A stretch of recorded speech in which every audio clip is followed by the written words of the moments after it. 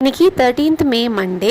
கோவிலுக்கு போயிட்டு வந்து ஒன் டே ரெஸ்ட் எடுத்தாச்சு. ஆனால் இன்னைக்கு தான் எனக்கு ஃபுல் டயர்ட் தெரிஞ்சது. அது இல்லாமல் டியூஸ்டே வந்து சாமி கும்பிடணும். அதுக்காக வீடு வந்து ஃபுல்லாக வந்து க்ளீன் பண்ணுறதுலேயே எனக்கு டைம் போயிடுச்சு. ரொம்ப டயர்டாகவும் இருந்துச்சு. அதனால் டே டைமில் வந்து விளாக் எடுக்கல. நைட் டின்னர் சிம்பிள் ரொட்டீனை தான் இந்த விளாகில் வந்து ஷேர் பண்ண போகிறேன்.